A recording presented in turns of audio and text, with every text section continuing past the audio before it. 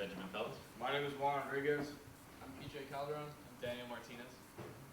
So our objectives for this were to be proactive with IT security defenses, gain information on which open ports on each team's firewalls were exposed, to use programs specifically designed to exploit these open ports, and use that to gain information or access even other teams' packets sent over their network, and to use physical attacks to access their machines as well.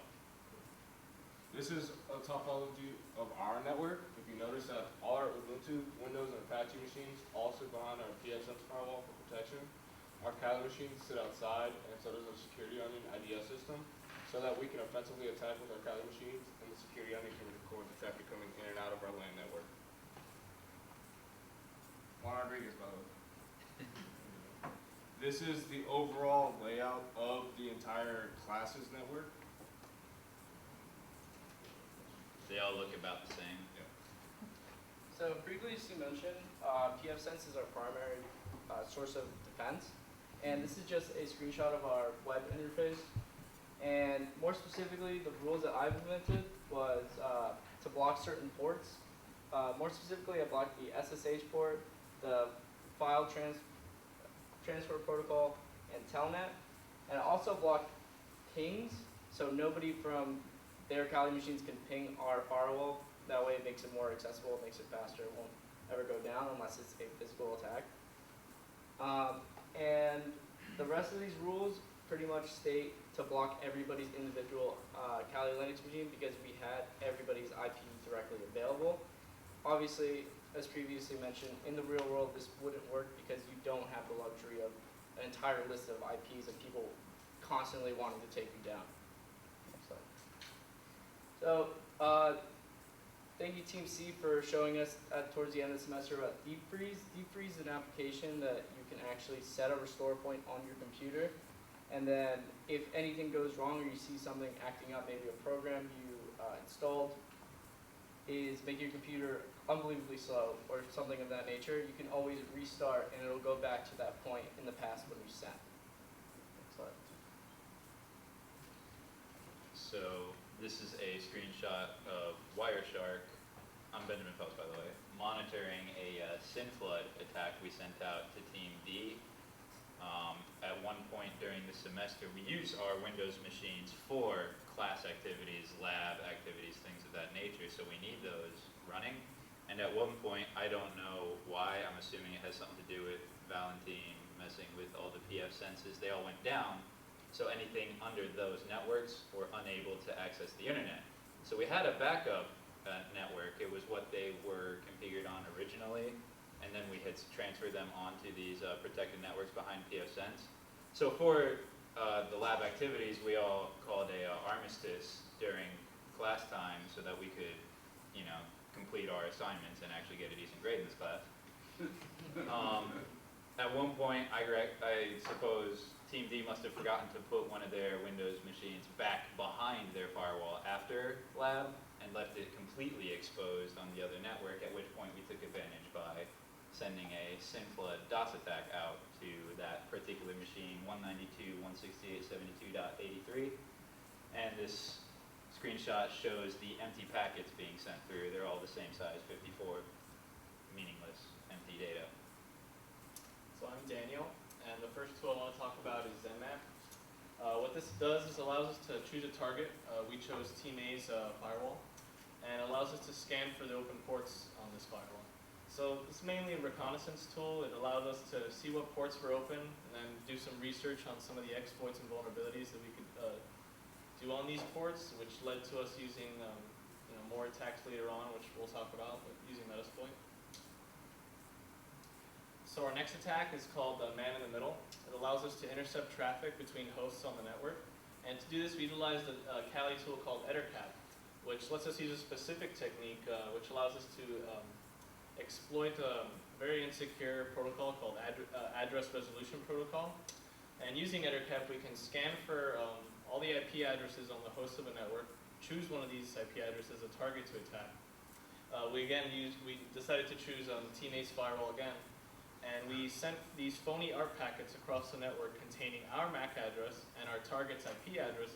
And what this does is it kind of tricks and modifies the ARP tables, like by linking us together, and allows us to receive traffic meant for our target, Team A, and see the traffic that's meant for them, but it goes to us first, and we're able to pass it along as well back to them without anyone noticing. So some of the traffic we see here, fortunately we did this attack the day Team D decided to attack everyone's Ubuntu machines. So we were able to see them accessing several Ubuntu machines on the network, which luckily enough, it alerted us to the danger, and while it didn't prevent the attack from happening, and they still went down, it allowed us to start the process of recovering these machines and securing them. So. And this is just like a visualization of this man in the middle of the attack, but we're Team B, Team D is attacking Team A. So. This is the tool that we used for our DOS attack. It's a program called Armitage. And what it does is makes it so simple and easy to use is that it allows you to scan a computer, any machine, for any vulnerabilities. And then with those vulnerabilities in mind, it creates a host target and gives you suggestions based off of the the vulnerabilities it finds. So here you can see, since they left a bunch of TCP ports open, it suggests 2 different attacks, of which we chose the SynFlood attack. They also left the UDP port open and suggested a UDP DOS attack from there, but we chose TCP since we were more familiar with them. This is a attack diagram of our machines attacking their exposed Windows machine here. So you can see it's a little misleading because it looks like we go through the firewall when in reality the machine was never behind the firewall. Again, my name is Juan Rodriguez. This is MSF exploit. I used the previously gathered espionage efforts and all that investigative research that my buddies did to use this great Swiss Army knife within Kali Linux. So here I use this. This is an example of an investigative effort within MSF exploit. I was trying to determine what kind of version. I think this was Team A. Yeah, Team A 722. Team A's pfSense was using for SSH so that I could research a different kind of exploit to attack them more efficiently. Here you can see my Kali machine going through the network to get to Team A's firewall. And this is the exploit I chose to attack their Windows machine through their firewall. This is this one was the MS03. So this was creating a reverse TCP shell within their Windows machines so that I could exploit data because on their firewall they blocked out our Kali machines. So I tried to set up a reverse TCP shell to use file transfer protocol to exfiltrate data out from their machines to send it back to our Kali machines. Unfortunately, I was functioning on the assumption that they had a rule that would allow us to FTP out of their machines, but their firewall did block the FTP.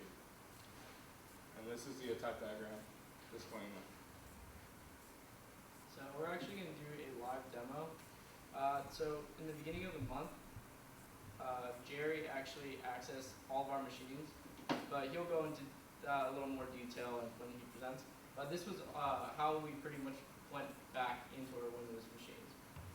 Instead of actually reverting back to a previous point in time, we actually launched the command line on our login screen, which let us change the password to whatever we wanted. So upon looking at the login screen, we noticed that we're still able to use sticky keys, and sticky keys are pretty much when you press a certain number of keys in a certain number of times and ways, that something will pop up, as you will see right now. So if you press shift 5 times, something will pop up and they'll ask you what you want to do. So we figured the same logic would be if we change the name of what the 5 shifts are pointing to, maybe if we press shift 5 times, it'll open the command line instead. So we actually had to figure out a way to directly modify the names of these files. So I figured out a way online that allows me to directly access the file names and manipulate it as such. So in order to do this, we have to actually first start up in system repair. So to get to system repair, we have to make the machine think that something went wrong, that there was a power surge. So pretty much yanking the power cord from the wall. So how we did this was we restarted the machine and then we just turned off the machine as it was booting up. And when it boots up after being turned off and on, it'll give you the option to boot from startup repair. We're going to go ahead and do that. And it's going to scan for things and it's going to ask you right away, do you want to restore from a previous point? You say no. So this next, it's going to continue to scan, and this scan usually took around 15 to 20 minutes on average. But when it finally gives up, it's going to ask you if you want to send this diagnostics to Microsoft, and I don't think it really goes anywhere. So, and after research, we noticed that at the bottom of the more problem details, it gives you the option to open up a text file, which opens up Notepad. So through Notepad, this is where we're going to be able to directly access all the files in our system. So we're going to open a new file in Notepad, and this is going to give us access to every single file on the system. So right here, it's real simple. When you press Shift 5 times, it opens up a executable called setHC. So all we're really going to do is change the name of setHC, the program that gets pointed to from the 5 clicks, to the command prompt. So this is just showing the location of it and actually going in and changing all the names. So the reason I copied and pasted the command line is because I didn't want to change the name forever. I just wanted to change a copy of it, so I still have the command listed as command. So after you do that, you're going to exit out everything and restart the machine. Wait for it to boot up. So you're going to press Shift 5 times again, but this time, magic, command line comes up. So I knew from prior experience at my job how to set usernames and passwords from the command line. So I just use a simple command, net users, then the name of the user that I want to change the password. So net users admin star. This will prompt me to type a new password and confirm. And just like that, you type the new password and you're back into your system.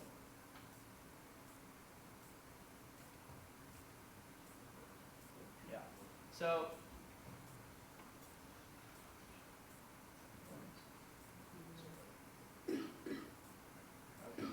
I actually had to create a patch for this. Okay, sorry about that. I created a script that actually runs the boot command default options. So I just set it by default to never boot in recovery mode no matter what happens, and if something happens, ignore it, ignore the failure. So this is just an image showing what machines went down during the semester. So as you can see, our Ubuntu machines were temporarily disabled, and our Windows machines permanently went down, which forced us to have PJ basically hack into our own Windows machines again and reset our passwords for us. So in conclusion, this whole semester pretty much really gave us a taste of the real world, because all we were giving to us by Dr. Ho was a sandbox environment and 20 machines and a firewall. She said, do your thing, protect and attack. And you know, I would say every single group, that's exactly what we did. We pretty much had to use the information that she taught us week to week, as well as use our own research to actually go forth and perform our attacks and defenses. Obviously, none of our teams are perfect. We did what we could, and are we ready for the next step and become professionals? I would think so. I appreciate the